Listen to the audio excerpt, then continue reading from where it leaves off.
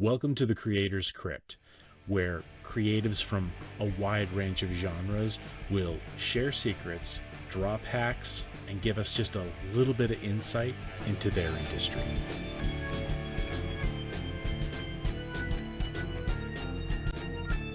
Today my guest is Illustrator Daniel Monroe. Daniel's also known as Dragon Brush Arts and has illustrated books from a number of genres, including celebrity children's books. Children's books like What Do You Do If You Lose Your Lullabaloo by Erica Eleniak and Dennis the Wild Bull by Dennis Rodman, just to name a few. Daniel is also the creator of a children's show called The Artsy Adventures of Captain Wallace. Just let it fly, man.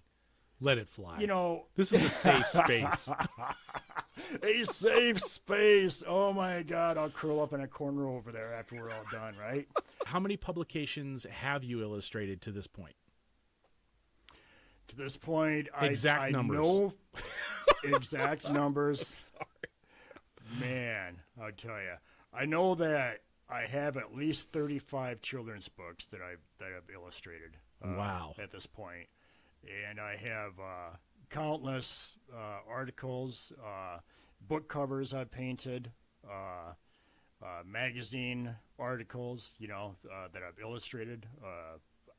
I have so much work out there. I've been in print since I was 11 years old.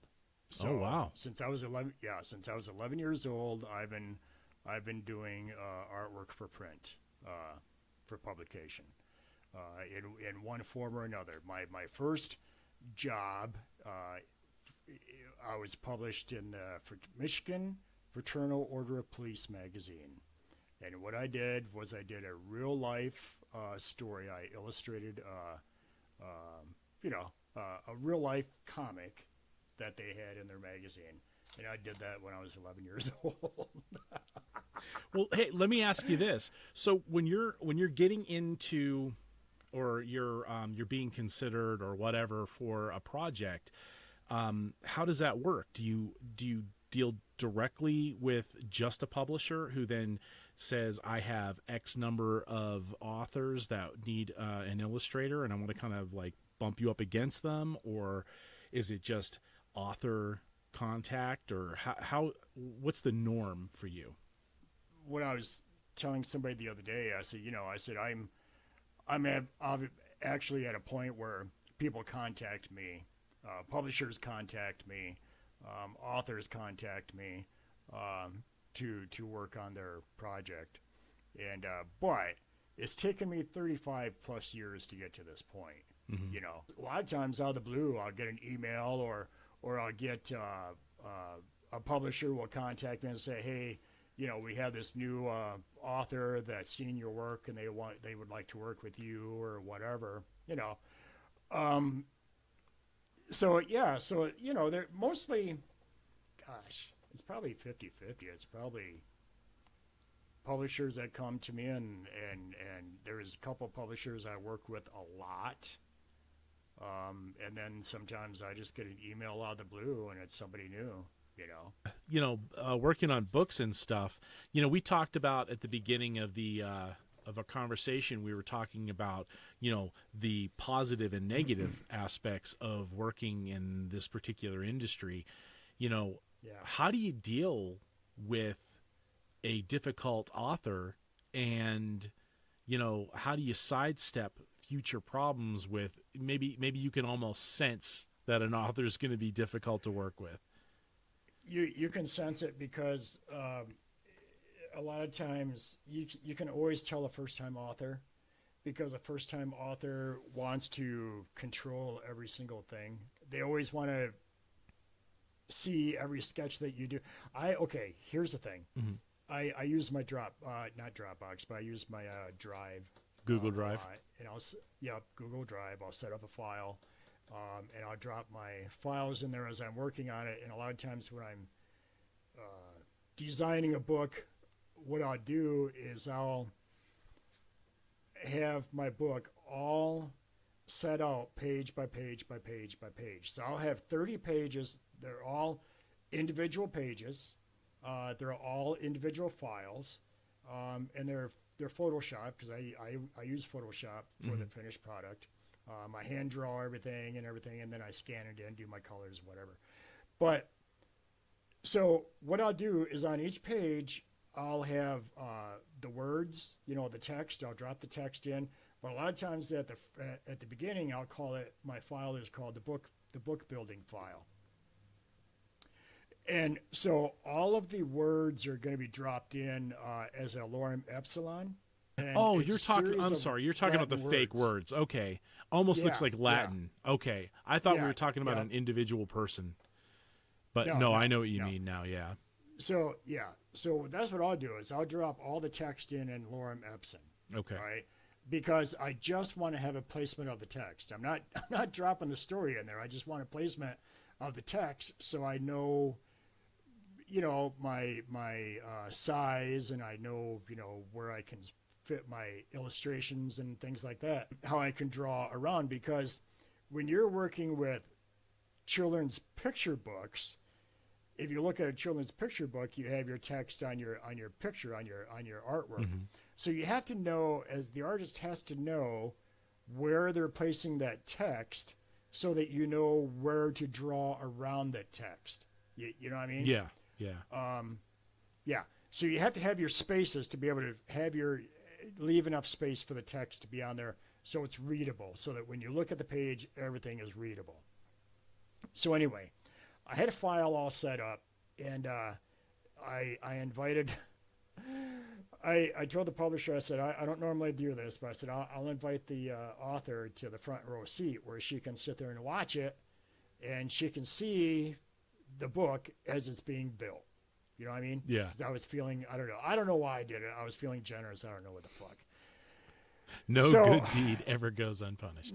It really doesn't. So then she starts sending me emails. Dan, I can see the way that you're building this book, I guess, but I can't read any of the text because it all seems to be in a different language. And I'm like, oh my God. Oh my God. So I have to take time out of my day to explain to her, okay, that's not your actual story. Yeah. It's just a lorem ipsum is put in there. It's a placeholder, Yeah. So then we get past that. So then I drop some more things in there, and then she comes back and I have questions on this. And I'm like, oh my God, so now I have to take more time out of my day to explain this. And then we go down the road a little bit further, and I drop some more things in there, and she's like, has questions on, and then she's like, well, let me see it. Let me see what it looks like in this color. And I'm like, no. We already agreed that things would be this color. You can't just change. Yeah. You can't change course when I already have everything finalized. It's in color. It's ready to go. Yeah. You can't. That's not the point. That's not the time that you come back and say, you know what? I don't think I like that color anymore. Let's see it in this color. We're not changing. We're not in a dressing room at Macy's or something. Where you're just looking for a new pair of boots. You know what I mean? No, I agree. I forgot your question. Yeah, I've had sculptures that I've worked on for films. We had this one director that was changed midstream, and so I had to scrap what I was doing because a new vision had arisen.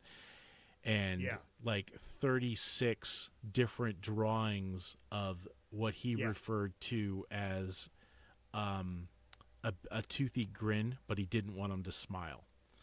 And honest to God, by the 30th drawing, I was just like, fuck you, it's just like, I mean, I think in their heads, they know exactly what they're talking about, but they haven't thought it through. And I feel like in some cases they just, there's this joke in Hollywood that, you'll draw like 15 different drawings and a director will sit there, or an art director will be like, no, I think it needs to be this. I need to be this. And then you'll show him the first drawing that you did as if it was something that's it. And they're like, that's exactly what I wanted, you motherfucker, because they just want to hear their own voices. They want to feel like they've made changes, and that's That's their creation right there. It's insane. Like, I mean, I understand that customer service is hell, for most career fields. But, I mean, in the creative world, it's just, like, I mean, I'm sure that we could do an entire podcast on just the stupid ass shit that clients have asked us to do. An entire podcast, just. The one that really, really pisses me off is when they bring you something that you're gonna, in my world, create in a 3D space, and it's a 2D image. And now it's always been a 2D image. It's a character that was designed in 2D. Like we'll just use something like Peppa Pig as an example. It looks like a bunch of, like a ball sack and a dick, that makes these characters' faces, and they want you to make like a Peppa Pig mask. And like, that's almost impossible, because it is definitely going to look like a dick coming out of this thing, because I mean, it's drawn a certain way and you can't sculpt that in reality, You say, I can do that, but it's going to be scary as fuck. It is going to be scary as fuck. It's going to terrify children. I don't Kids know and how moms are going to run away from it. Exactly. You pervert. I didn't create the goddamn character. I mean, yeah. And it sucks because it's like one of my daughter's favorite cartoons, and I'm like, Jesus Christ, I can't. Of course. Yeah, I can't stop looking at it. Then when I went to art school, I realized very quickly that I hated it. The only thing that I really needed is I needed some instruction on how to market myself as an artist. Yeah, don't we all? Yeah, exactly.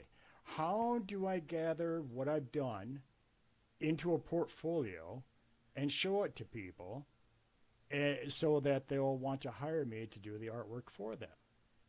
And of course, at this time, it's the 1990s, so we didn't have this cool thing called the internet yet. We didn't have any of the cool tools that kids have now. We didn't have any social media. We didn't have any of that. So, the thing is the best way that you could get your stuff to a publisher back then was to take photographs of it or to have a professional photograph it for you. A professional photographer, which costs a lot of money, because of lighting and everything. And we didn't have these things. We didn't have digital cameras that we're walking around with. These things now, you can slap down your artwork on a table right now with some halfway decent lighting, take a photo with one of these and send it off to somebody, and you can actually publish that. Oh yeah, you can print it. I do it all the time. But back then, we didn't have that. You had to use your, 35 millimeter. You had to use your film, and hope that when they developed the film that it wasn't going to go to hell, because that was still an issue. It was horrible. If your lighting was off just one little bit, I mean, that would just kill you. So you would have to, and as a matter of fact, like art galleries and things, they would want you to send slides of your artwork. Slides. Wow. You know how expensive slides were? Oh, yeah. You couldn't have just one or two slides at a time made. On each painting that you would have photographed, you'd have to make 100 slides. You'd have to do them in 100 at a time. Yeah. So it was expensive. Expensive. So then what you would do is you would collect all your slides of your portfolio and put them in, in the slide holder, in the sheet. Mm-hmm. Yeah, along with a cover letter and along with a statement of intent, along with a list of other things you've worked for and other things you've done and people you've worked for. Put it in an envelope, mail it out, and if you were lucky, you might hear something back in 4 or 5 months' time. Yeah.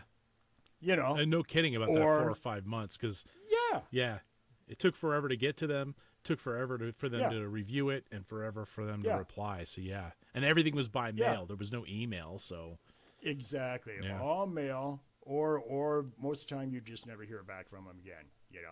So your stuff would get lost in a slush pile on on someone's desk. And probably every 4 or 5 or 6 months, they would probably take everything in the slush pile and just throw it in the trash, Well, and it would go out. and then there's like lost letters. I mean, there was no follow Yeah. up. I mean, No. and there's No. rarely a phone Yeah. number for you to call, you know. Yeah. I think your original question was, what does it look like from beginning to end? Mm-hmm. And that's kind of what it looks like right there. That's what it did look like. All right. Now we have the internet. Now we have, you can always have your website up, which I always have a website up. All artists now should have a website that's always out there at least, whether it's doing anything for you or not, whether anybody's actually visiting it or not, is one thing. You had to point people in that direction, but at least it's out there. And it's so much easier for you to contact somebody through email with a link to, your portfolio page on your website or just your website or whatever. And then they can go and check it out and follow up from there. But generally what people do is when I get contacted by a publisher, they usually, it's very formal, usually. You want it to be very formal. You want it to be very professional. Look on some of the groups, some of the art groups on Facebook. And you'll see somebody that has just written something or whatever, and they'll post in a group, hey, I got this great idea. I just wrote this wonderful story. Contact me if you're interested in illustrating it. What's motivating me to contact you at all? You're not even telling me what your idea is. You're not even telling me what the story is about. I mean, that's a really good tip, because basically no matter what art genre you're in, everyone is just trying to get their stuff out there. And like you said, they're putting those stories, or I have an idea for a story in this group. I'm looking for an illustrator, because they need each other. The illustrator needs to be able to create the work for the book, but the book also needs that illustrator, to make that book sell. What they don't need is a publisher necessarily, the publisher is just that asshole middleman, that's going to rip everyone off. But yeah, I totally get what you're saying. If they would just look at each other a little more professionally, hey, listen, this is my story. I'm not going to give you every detail, but if you're interested in more information, then contact me and I can kind of, collaborate. Because everyone holds on to their artwork or their creation like it's some kind of, like absolute secret that needs to be kept, I've seen so many kids that in the past have talked about, well, I'm so afraid to share my artwork because I'm afraid somebody will steal it. And it's like, nobody's going to steal your shit. Yeah. No one's going to steal it. I mean, a publisher's not going to steal your stuff, because that's what I see all the time. I see these kids that are still like, well, I'm sharing my artwork right now, but I'm plastering, watermarks all over it because I don't want a publisher to steal it. The publisher's not going to steal your shit. It's AI that's going to steal it. AI might steal it. Yeah. Don't even get me started on AI. Oh, I'm going to here in a little bit. That's on the list. All right, so I have different ways that I deal with different people. If it's a publisher that's established, I want an established publisher to come at me with a very professional email, and I want them to tell me what the project is that they have in mind for me, why they're coming to me, and I want them to express to me that they have, well, of course, an established publisher is going to have a budget. Yeah. Oh, okay. So that was actually another question was, is it something where you name a price, or or is it a little bit of both? They come at you with a budget, or? It's a little bit of both. So here's how this generally works: is when they come to me and they have the first initial contact letter, and I read through that. When it sounds good to me, and when I do research on them and find out that they are an established publisher, anybody these days can call themselves a publisher. I've published some of my own books before. Yeah. And I still do. Under my name, under my own publishing company, But I don't go to somebody else and say, hey, I'll publish your book for, whatever. You know what I mean? I don't do that. Yeah. But when I have a real publisher contact me, and I'm talking, somebody that at least has 20 or 30 or 40 or 50 books out there that they're published, their company has published, and it's not just one guy sitting in his basement. You know what I mean? It's usually, you can tell they have a group of people that they all have a job, they all have a different, they're a different thing that they're supposed to do, and it's all correct. Then I'll contact them and say, hey, you know what? I'd like to hear more about this project. This is my price range. This is what I'll do for you. And what I do is a lot of times these publishers want me to do more than just the illustrations. A lot of times they want me to design the book, and sometimes they'll even want me to typeset the book. I've done that before. Damn. Yeah, and okay. So when you look at like the Dennis Rodman book, Dennis the Wild Bull, that was one of those books where I did every single thing in that book. I did the typesetting, I did the designing, of course, I always do all the character designs. I always do all the illustrations by hand, and everything else. So, but I'll send them my price list of what I do and what they can expect from me for that price. When somebody who's more private comes to me, and I'll get emails that way too, first thing I'll do is ask them, what 3 pieces of my artwork did you see that motivated you to want to contact me? As artists, we get a lot of these emails, and probably everybody gets these emails because they're just phishing emails anyway. Yeah. Where somebody will contact and say, hey, I saw your artwork on the internet, and, I have, $50,000 that I need to spend, and I want to spend it on my wife for her anniversary this month, so contact me, and we can work, and you can do some artwork for me for, $50,000 I have to spend.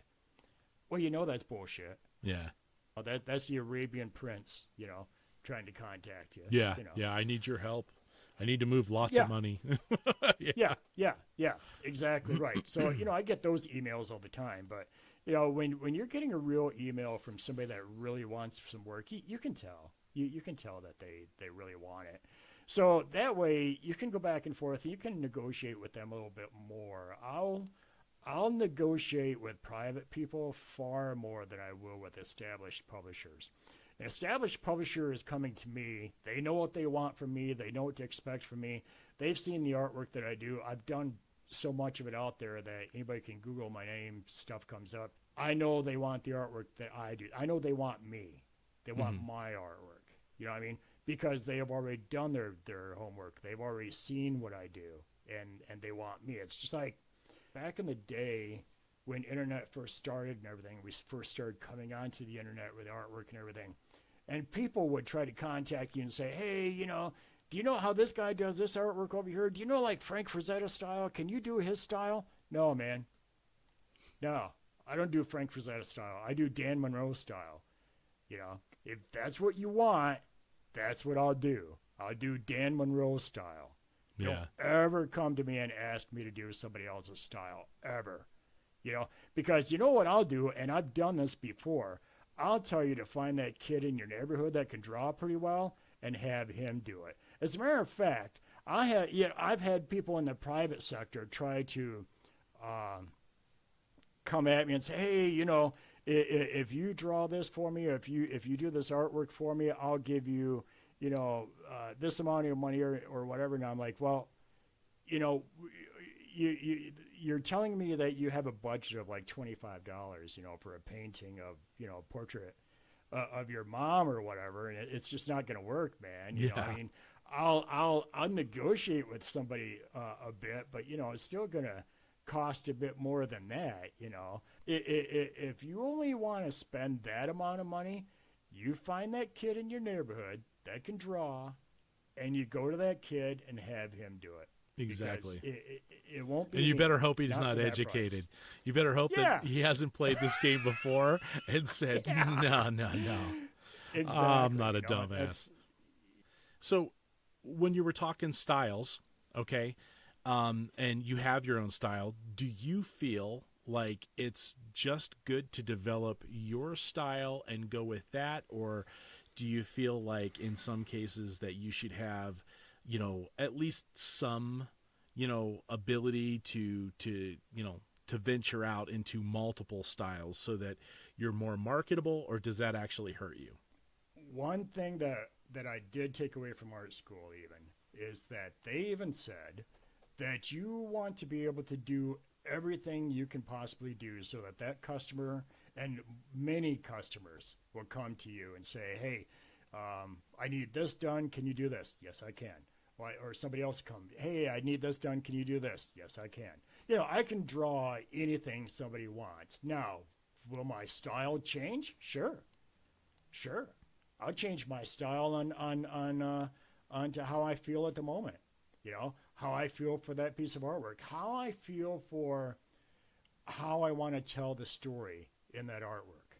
You know what I mean? Mm-hmm. I mean, my painting style is far different from my children's book illustrative style, or it's when I illustrate comic books, it's far different. So I have different styles for the different things that I do. I don't know, man. I get bored. If I were to sit at my canvas back there and paint in a certain way with a certain formula in mind, and do that painting after painting after painting after painting, it would bore me. I would think that I would stagnate. Well, it would become tedious. I mean, because you're trying to follow as opposed to just let it go. Just do you. One of the other things that you segued into was that whole collaboration thing. Yeah, exactly. The word collaboration to me is code word for I have no budget, but I need your artwork. Yeah. It's up there with exposure. I need your work. Yeah. You're doing this for the exposure, man. You'll get really good exposure for this. Yeah. I don't need your exposure. I'm happy with exposing myself. That's the way I see it. Yeah, exactly right. You like Bill Murray, you don't want me exposing myself. I came this close to watching that last night. We have a story. I won't use names because, I don't want anybody to get, hurt or anything, but yeah. The two of us collaborated with a celebrity friend of ours that that wanted, number one, they wanted you to sketch out the character, that they wanted. Yeah. And then me to translate that artwork into a puppet. Yeah. Now, this goddamn puppet was pretty intense, and the artwork was amazing because, Dan created the artwork. And I'm like, okay, well, the problem that came up was just like what you're saying. I mean, this collaboration was meant to be us do the work for free, and then that person was supposed to present it as a package to a network or whatever. And but we were paying for everything. So, you know, you had your hourly rate, and you put in God only knows how many hours into that artwork.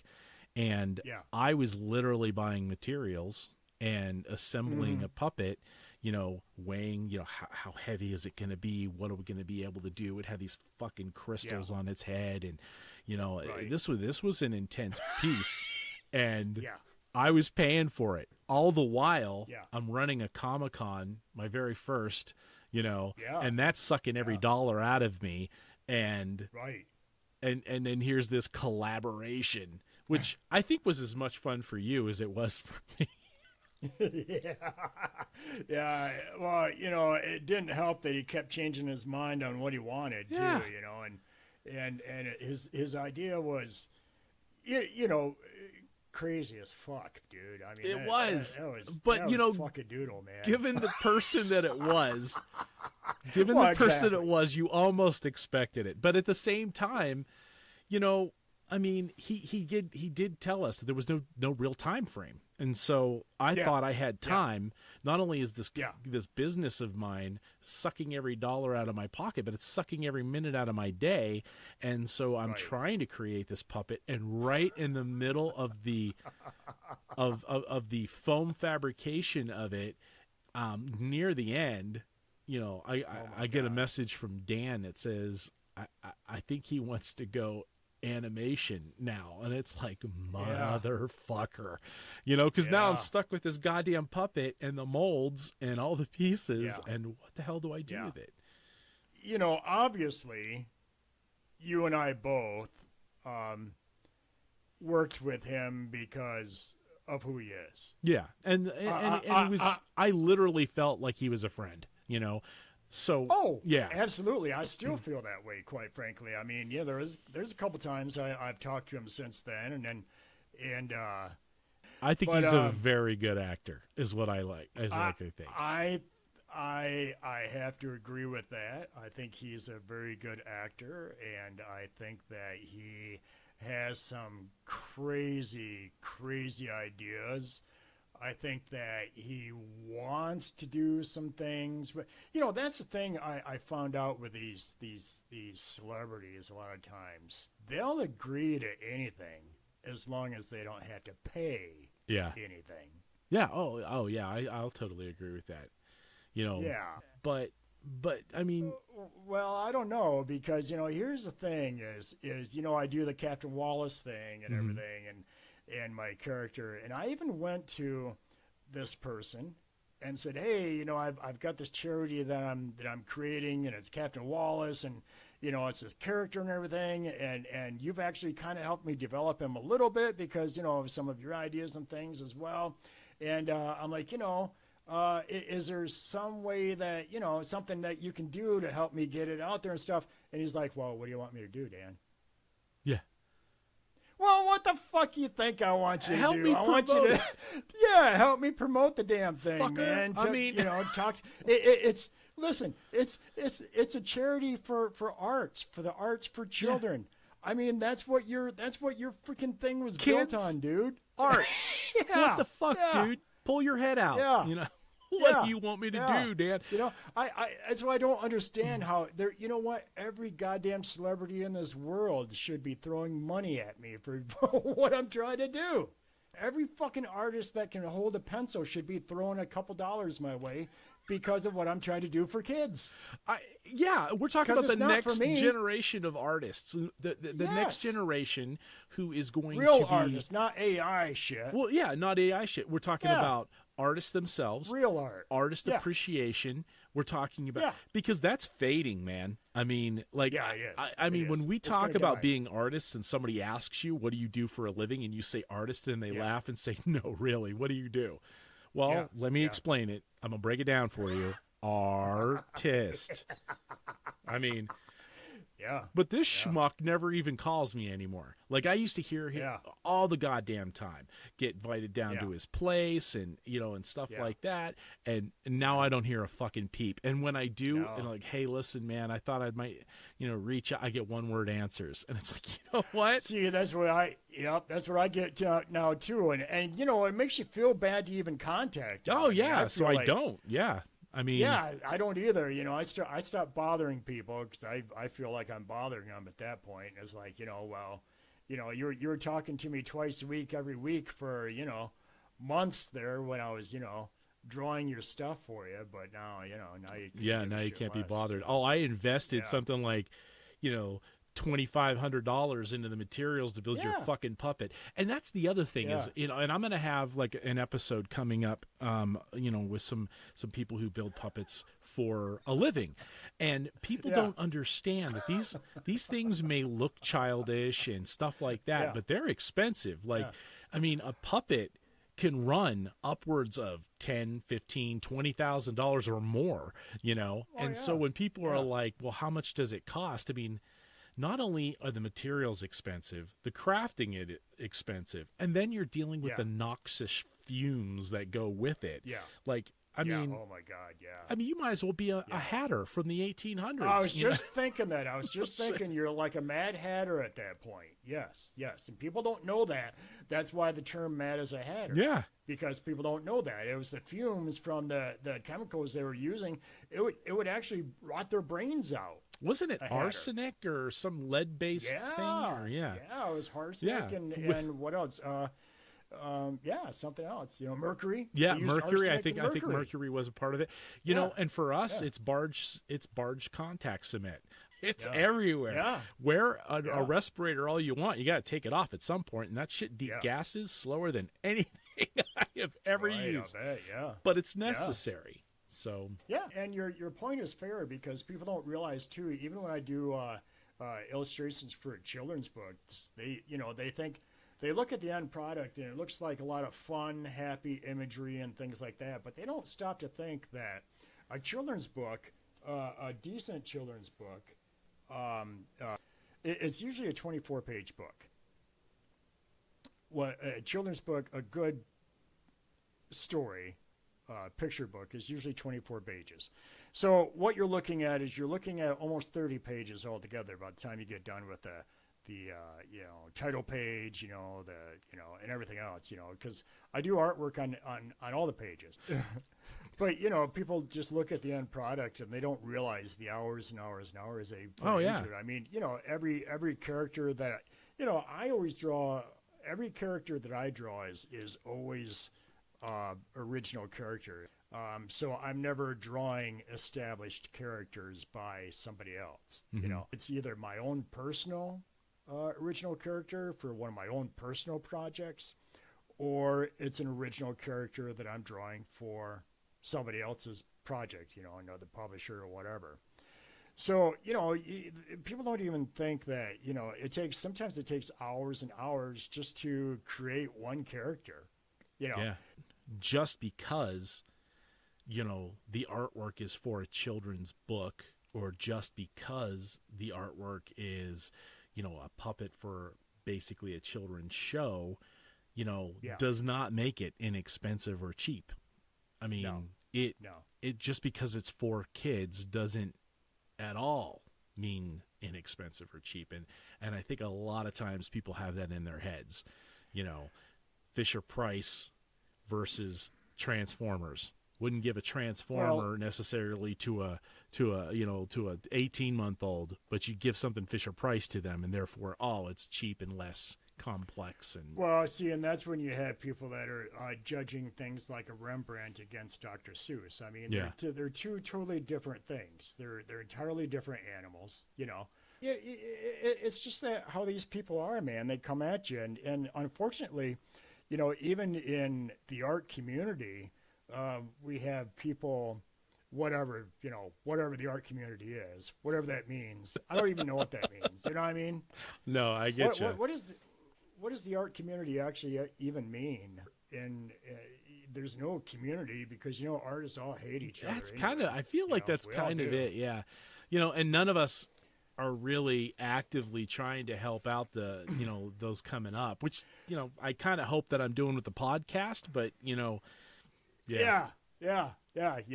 Nowadays, everybody on the internet thinks they're an artist. And the thing is, unfortunately, that's what AI is teaching people, too, is if you can sit down and write a prompt, you're an artist. The thing is, to me, AI art all looks alike. It all has no soul whatsoever, and it just looks alike. It looks weird, to me. Yeah. Even I've seen some... air quote paintings, AI paintings of Conan and Tarzan, things like that people have posted that have been done by an AI prompt, and people are going crazy over it. And I'm like, that looks like shit to me because, the AI still doesn't have the hands right, still doesn't actually have the shading right on the body. Yeah. It still doesn't do a lot of these things right. And, to the average person, that's okay because, to the average person, like I said before, they try to trivialize us anyway. I think all through time, I think artists have been trivialized. I think that we've been trivialized by people who can't do what we do for one reason or another. You know, and people tend to be jealous of people that have talent. I mean, and that's the thing is, like, you're right. It's the one career path that we have that's completely trivialized, and to be honest, it's the one career path that finds its way into every other career path. You cannot look around in your house, at the coffee shop, driving through a city without seeing something that an artist has had a hand in designing, whether it's landscaping, whether it's city planning, how they're gonna lay things out, architecture. I mean, the clothes that you're wearing, the glasses that you're wearing, everything around you, the color of the curtain that you have on your over your windows. I mean, everything is touched by art and artists. So, well, but that goes with what you're saying. Somebody had to draw every single thing there is nothing in this world that you can look at that somebody didn't have to draw. I mean, yeah. I mean, drafting, is still, it's a little more, I'm going to refer to it as a little more clinical, creative process. It's a little more rigid and clinical. There's specific things that you have to do, but still, it takes a creative mind to produce that. And you're right. Anytime you've seen like an exploding mechanism, where they've taken it apart and exploded it out so you can see how all the parts fit together, they're art right there. So even the most mundane thing that you can imagine, a sponge, somebody had to sit down and draw the designs for the sponge. Yeah. Somebody had to sit down and draw the designs for that cock ring that somebody is using right now. Somebody had to sit down and draw the designs for that other thing that someone else is sticking up, whatever. You know what I mean? Yeah. Somebody had to sit down and draw those designs. Exactly. And, I think that people take these things for granted all the time. It's funny as hell because, I'm always going off on this spiel, the city planning, the landscaping, the architecture, blah, blah, blah. And never have I thought cock rings and butt plugs were designed by an artist. You're right. You're right. It's true. It's true. Somebody had to draw those things, and can you imagine the first time somebody came to somebody with that idea, the artist, and he's like, no, you're kidding, right? you want me to draw what? What are you trying to design? Well, it's this thing. No, let me show you. Right.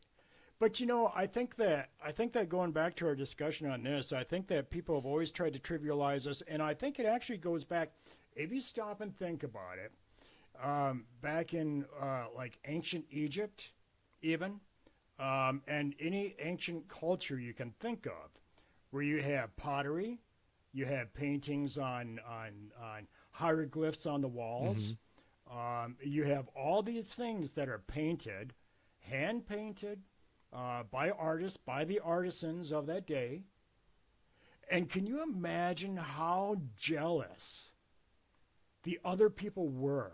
The other people who were out there having to actually drag those rocks and drag those bricks and break those rocks out of the ground, and how they're getting whipped. You know what I mean? Yeah. Because they're not dragging it and breaking it fast enough. But then you've got these people over here painting paintings on walls. Maybe that's where it started. Maybe that's where the anger and hatred started. Well, you connected the dots right there. That's exactly where I was going. I'm exactly sorry. What I think. No. But you know what? I'm glad you did it, because that lets me know I'm on the right path. That's exactly what I think happened. And I think that's that hereditary memory, even. All through these ages, people have always hated artists. They've always hated people that could sit down and create things from relative safety and relatively comfortable. Yeah, because they can't possibly while I'm driving or pulling these rocks and breaking these things up with a chisel. Yeah, he looks like he's having a good old time. He's not. He can't possibly be working, because if he makes a mistake, there's nobody there that's going to smack him around or whatever, or hit him with anything. I bet you there was, Yeah. But yeah, Oh, yeah. it's all perception, and yeah, I mean, Yeah. that was pretty Yeah. deep, dude. Yeah. That was deep. I'm gonna refer to that in That's, the future as a Danism, you know, yeah, that's the kind a of shit dandy. that's the kind of shit I think about, man. The biggest hack that you can probably do is to have a website that's always up and running. On your website, you always want to have your pages that show the artwork that you can actually do, show the artwork that you have actually produced and created. And the thing is, with portfolios, what you want to do is you want to think about what genres you want to get into. Do you want to do fantasy art? Is that all you want to do? Do you want to just sit around and draw naked women and monsters all the time, which is wonderful? I love drawing naked women and monsters. You know what I mean? I do that too in my off time. Or do you want to do children's book illustrations? Do you want to do magazine illustrations? Do you want to do fashion illustrations? What do you want to do? It's sad what you get paid to do to illustrate books. I mean, it's And you don't get a royalty, do you? I mean, well, you know what? Sometimes I'll take a royalty option, but a lot of times I don't. A lot of times I just need and want the money up front. Yeah. But there have been times where I've taken a royalty option that, I mean, it doesn't pay a lot, but you get some extra here and there. Yeah. The money comes when you need it. So. Yeah.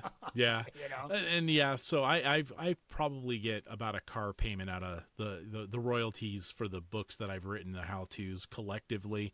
Yeah. It's about a car payment. I mean, it's nothing. I would say that's fair. Yeah. I'd say that's fair. Yeah. Honestly, with me, when I'm working for an established publisher, I don't want to get paid till the end. I don't want any upfront payments. I don't want any halftime payments. I don't want any of that. I just want to get, once I submit the finished work, once it's been approved by that publisher that they're accepting that finished work, then they can cut me the check. You know what I mean? Because then I'm really under no fucking pressure, man. Yeah. At all. If somebody pisses me off, I can tell them to go get bent and I can walk.